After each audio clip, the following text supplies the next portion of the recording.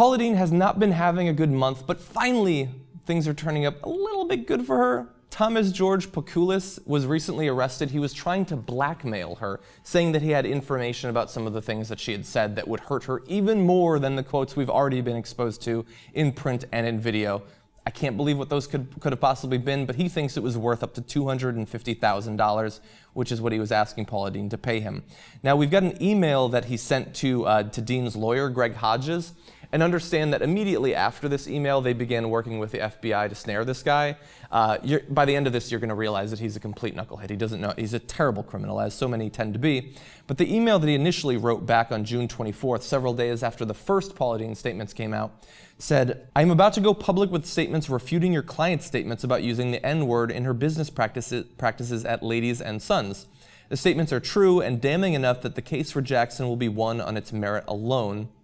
He eventually went on to say that the statements that he had access to that he would publish would damage your client in so many ways that it would sink your ship before it left the dock.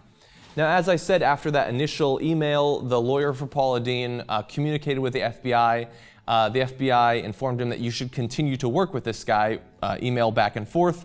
And eventually, when they negotiated the price from $250,000 down to just $200,000, they were talking with Pasculis about how they were going to transfer the money. And he said that he was currently house sitting in New York, didn't have a car, and didn't know how he was going to collect the money. Shouldn't you plan, if you're going to blackmail like a big celebrity like Paula Deen, shouldn't you have a plan for how you're actually going to get the cash from her? Like, you have to assume that when you blackmail a celebrity like this, if it doesn't go through the way you want, there's actually a paper trail and you get caught, you're going to go to jail. So maybe plan ahead a bit. So eventually they did arrest him. He's being charged with extortion right now.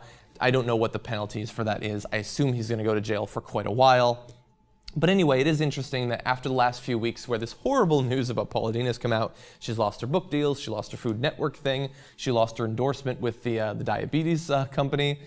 Finally, some good news for her. The man that was trying to blackmail her is going to jail. And finally, I want to say a little bit, I guess, against what I'd been saying about Paula Deen. So I feel kind of bad for her because I think that it's perfectly fine for the Food Network to cut her contract. I think it's perfectly fine for her book deal to be taken away because those companies made the, I believe, responsible decision that being associated with the Paula Deen name was going to lose the money, and they're perfectly free to do that. But like the porn like deals that are being offered to her, the guy trying to blackmail her and everything, like, I feel bad mostly in this whole thing about the employees of hers that were discriminated against. I'm not as concerned about her personal beliefs about African Americans. I think that that's getting into the area of thought crime. But like, let's back off with the blackmail and with the porn deals. She's already been through a lot. She's going to lose a ton of money. Now, in the end, she is going to be fine because she's a millionaire. And as I predicted last week, in 6 months or a year, she's probably going to have a new book coming out. And by the way, as a little side note, her previous book is like selling at all-time highs now, so everything's not horrible for her. But the blackmailing is completely unnecessary. I am a little bit curious about what those statements were, but considering the way that he tried to conduct this whole business deal, I have a feeling he didn't really have anything anyway.